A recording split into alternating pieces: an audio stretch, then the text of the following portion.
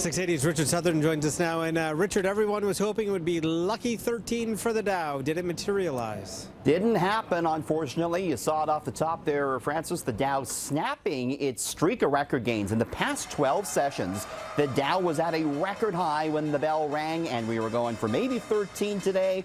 Didn't happen. The Dow was down 25 points. The TSX fell for a fifth straight day as well. And the story was traders waiting on Donald Trump. The U.S. president is going to address a joint session of Congress tonight, and investors hoping for some details in that speech about his tax plans and about his infrastructure spending plans, Francis.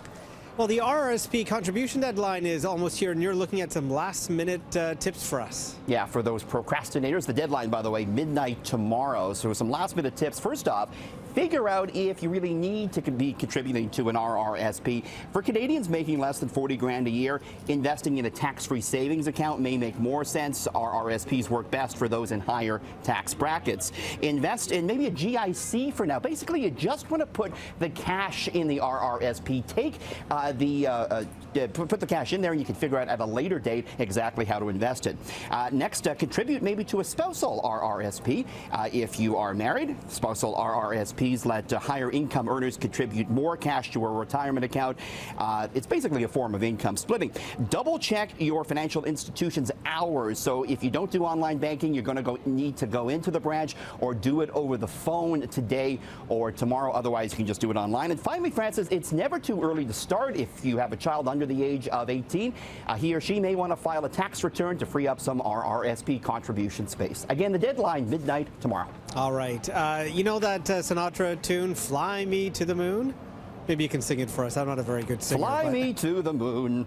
There you go. Well, not you, but two very rich people are heading to the moon aboard SpaceX. Absolutely. They'll be, well, SpaceX actually will be singing all the way to the bank, Francis, because these are two very rich people that are going to the moon. So SpaceX, this is the Elon Musk company. They're going to fly two private investors around the moon and bring them back to Earth late next year. This will be the first private citizens to go to the moon. And Elon Musk wouldn't say exactly how much they have paid. It's believed to be north of $80 million each. He didn't say their identities yet. He said they're not ready to reveal their identities. He did indicate they're not from Hollywood, and they are very serious about making the trip. Only 25 people have ever orbited the moon, and of course all were Apollo astronauts. So we're starting to see now space tourism come into play, but again, you got to have big money.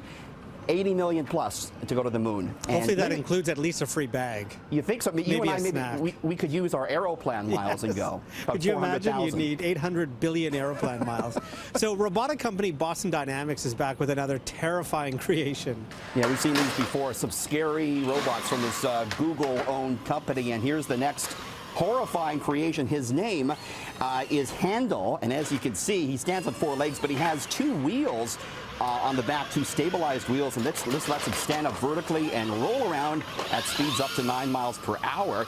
And the reason for the design is the wheels just make it easier for the robot to move around. You don't need all the joints.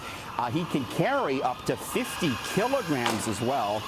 So basically, this is just an easier way, Francis, for these robots to take over humanity and destroy us all, I think. But can they flip pancakes? Because today is Shrove Tuesday. I know it is. And it turns out Canadians love flipping flapjacks. Pancake sales are hot, believe it or not. So yeah, it's Pancake Tuesday or Fat Tuesday or Shrove Tuesday, whatever you want to call it. And according to the NPD Group, we Canadians ate approximately 100 million pancakes last year, and that's up 3% over 2015. We do see a slight jump in pancake sales in February, but peak consumption actually comes in the spring or early summer, with the thinking being that people are going out for brunch more when the weather improves. The idea, of course, here on Pancake Tuesday, to use up fatty foods before Lent, but just a good excuse, I think, to eat some pancakes for dinner. I'm going to make pancakes tonight. You can come over if you want. Well, that's nice, because we had some during our morning meeting, thanks to our colleague Amar, who made them for us. He's quite the chef. He's quite the chef, that fellow. Very good. Yes. Thank you, Richard.